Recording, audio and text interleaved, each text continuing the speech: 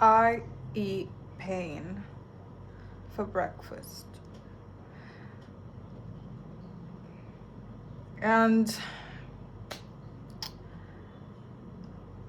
it was okay. So I've been having this. That was so dramatic, by the way. But no, actually, I was dying. Like this morning, this is the scene of the crime. This is where I cried and howl and almost died basically this morning because I decided to feel the feelings. You know, like all of those emotional coaches said on Instagram. That's what I did. But actually, I'm not trying to like I don't know, talk shit about that because I do find it kind of helpful, but at the same time it's not as helpful as anyone would think. Like for me at least, initially I would thought that, oh, okay, if I do that, maybe then I would go on with my day just like that. And I was like, no, I went through my day and the grief follows me everywhere. It's there all the time, never really left. But the difference was, since I lean onto the grief first thing in the morning, when it really peaks, I was able to carry on with my day, you know, while sometimes I would have a moment, just like 1 minute, and I would like shed one tear, 2 tears. And it would like be one of those chic kind of tears. Just like, you know, listening to a sad song, and then you were like, and then you would take your breath like, and then there you go. You got yourself back again. I think that's the benefit of it. It doesn't necessarily eliminate or solve the grief. No. But it's just more regulated. It doesn't take over you. It doesn't make you crash out during the day because you hold a space to it. And I think one of the good thing about doing that as well, and I'm gonna get into the technicals, at least from my personal experience. What was I about to say? Oh my god, I forgot. Sorry guys. Okay, let's get straight into the technicals. Haha. So I set a timer, not like literally on my phone, but I do think that would be more nicer.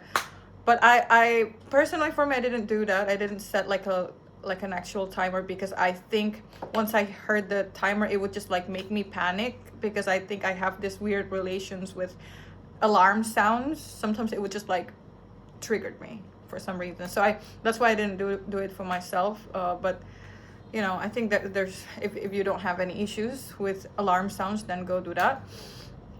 But yeah, I set like a emotional timer, let's say.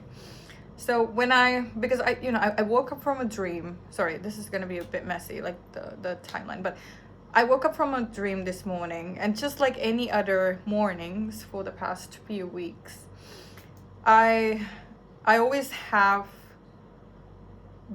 the moments that I have lived. What am I saying? I had a dream with him in it. Okay, that's just to be frank. Like I was trying to be a little bit poetic, but it sounds stupid.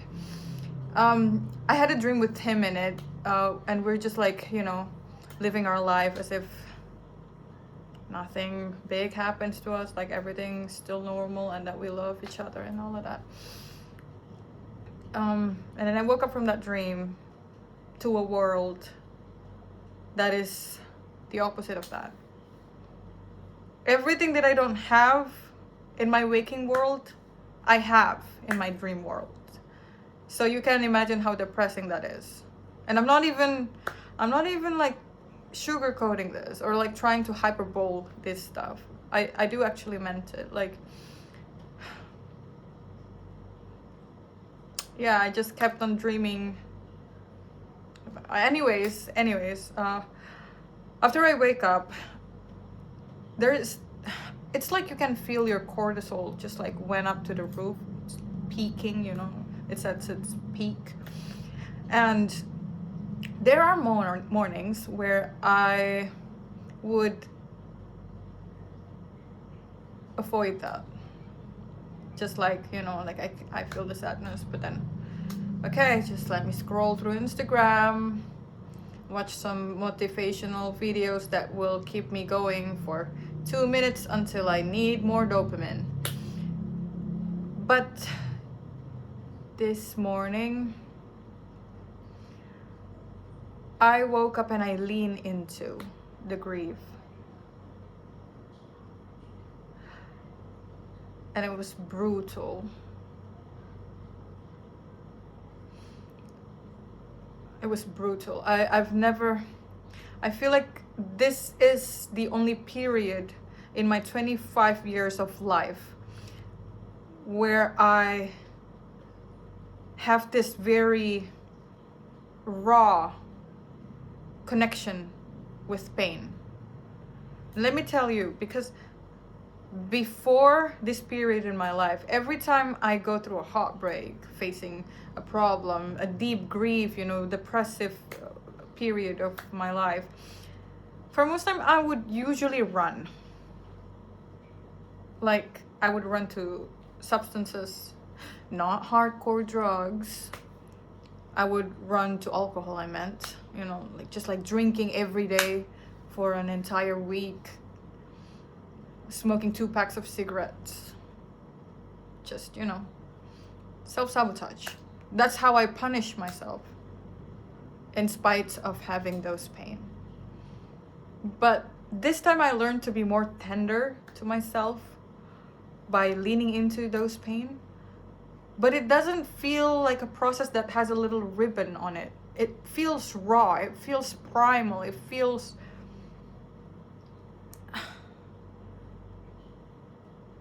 ancient, but contained.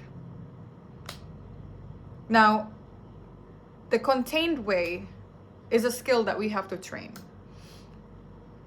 When we have let it out for 30 minutes, there's, if you notice, there's gonna be that hint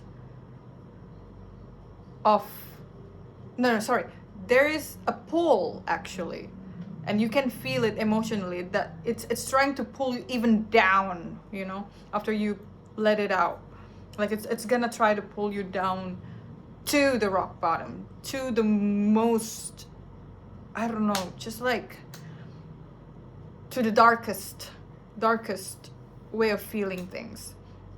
But that's when you stop yourself. I think we all do know that feeling when there's this pull, you know, it will try to keep us down there.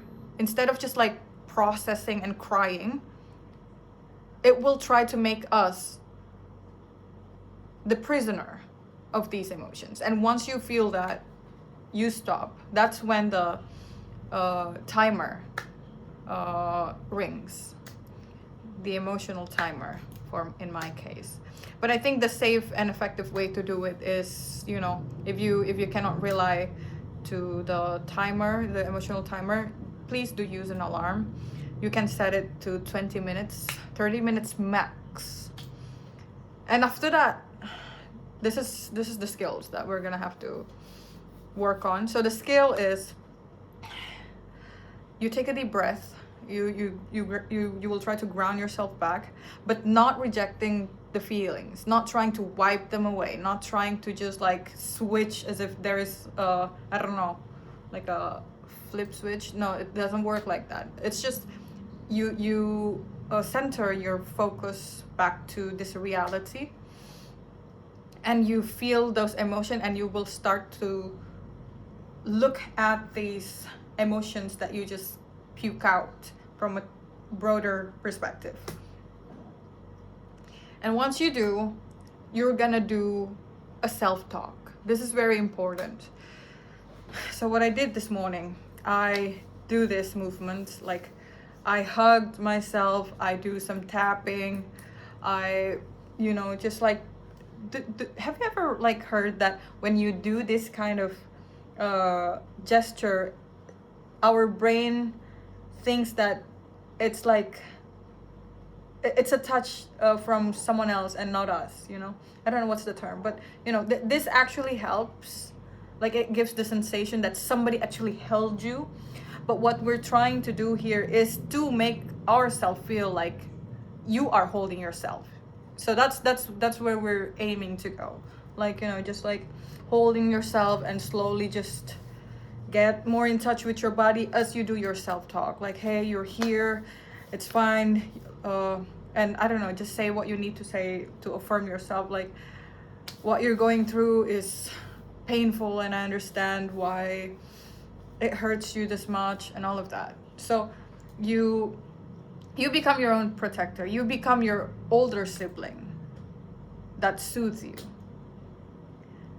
And I think the best thing about that is because you're the only one who knows perfectly how to soothe yourself.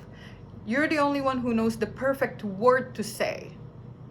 And what I mean by this is sometimes we have our moments where we say mean stuff to ourselves, but deep down we do know that that's fucking mean. Why do I say that to myself?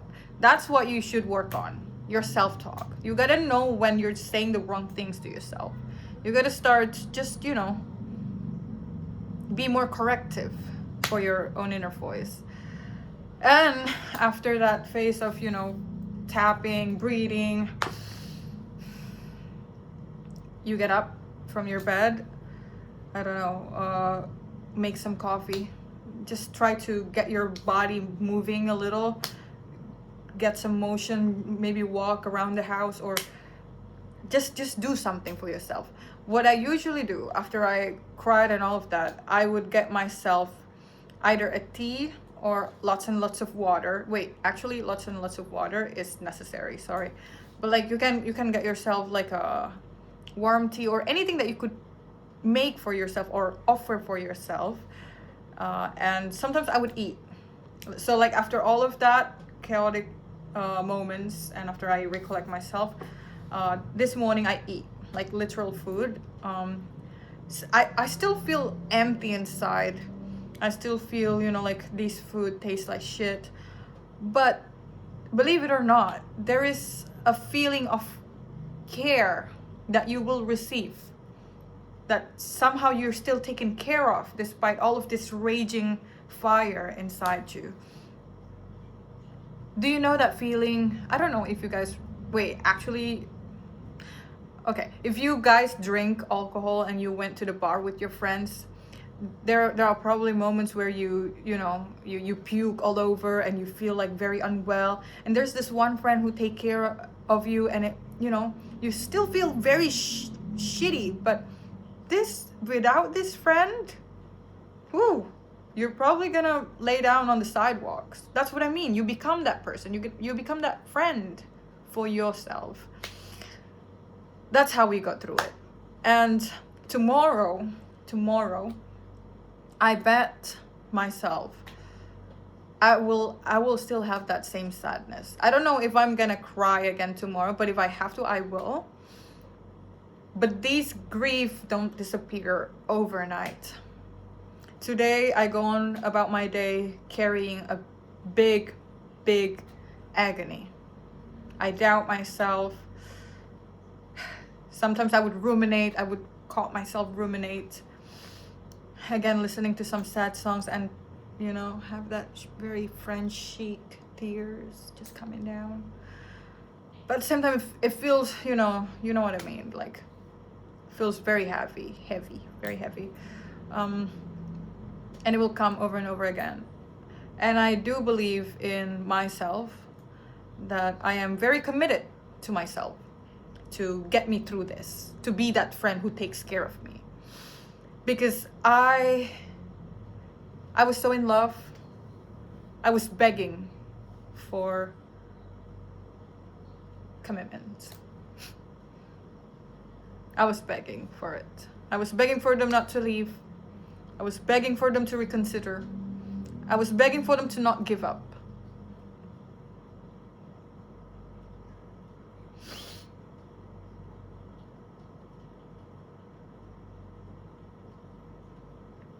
And they give up anyway. And they leave anyway.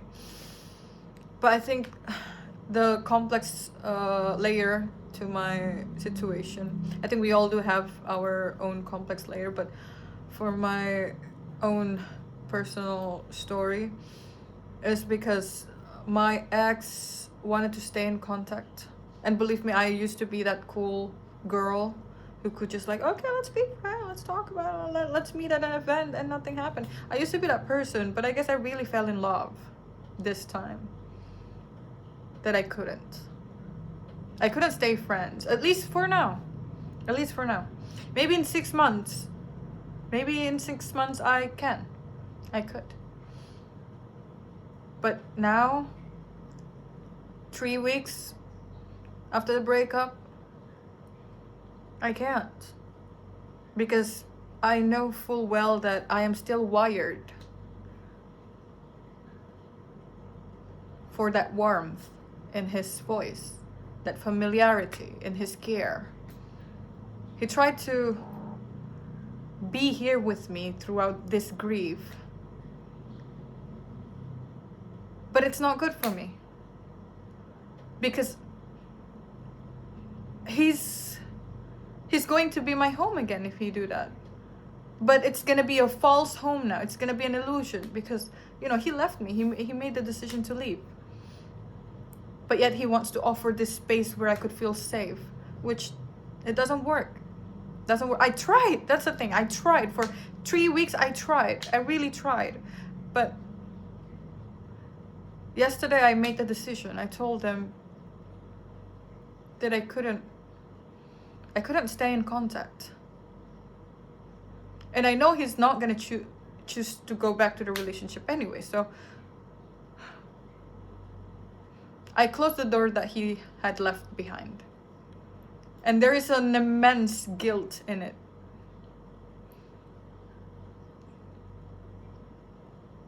But I know I'm only closing a door to a house that is already abandoned. And if I stay there, I'm gonna lose myself. When I was on the motorbike, as I go home today, I have this visual of a house that is on fire, and I was inside the house that is on fire. If I stayed there, the fire is going to eat me. I will lose myself. But if I walk through the fire, I will risk getting burned here and there. But I know that a rebirth is guaranteed. A rebirth is guaranteed for all of us. All of us. All of us who dare. All of us who dare to get the fuck out. All of us who dare to leave behind the places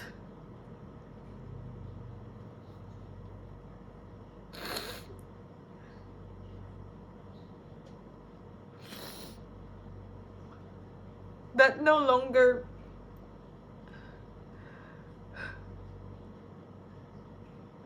that is no longer home. A rebirth is guaranteed for all of us who is brave enough to go through death.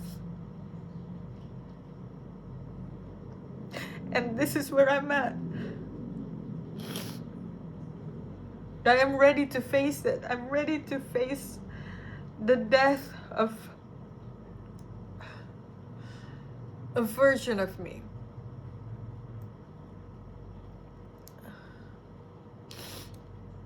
Do you see how shake the tears were? No, I'm sorry. I'm just making jokes in the middle of my crying.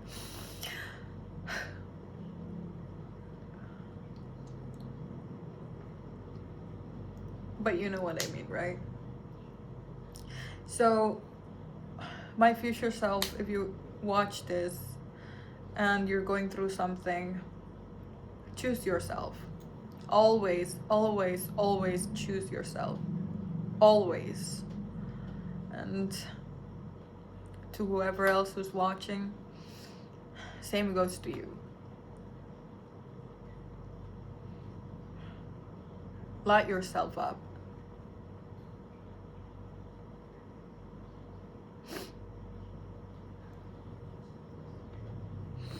And get the fuck out of that house that is burning. It doesn't feel so great to choose yourself. At least at first.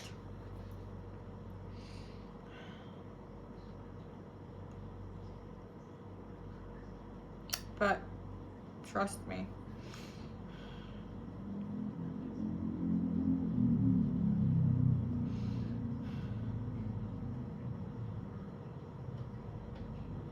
I think this is the essence of life.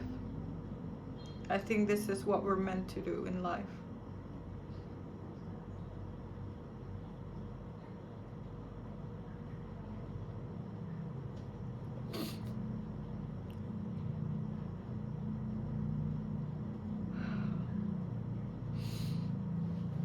Alright, I'm gonna end the video here. I'm gonna try to rest.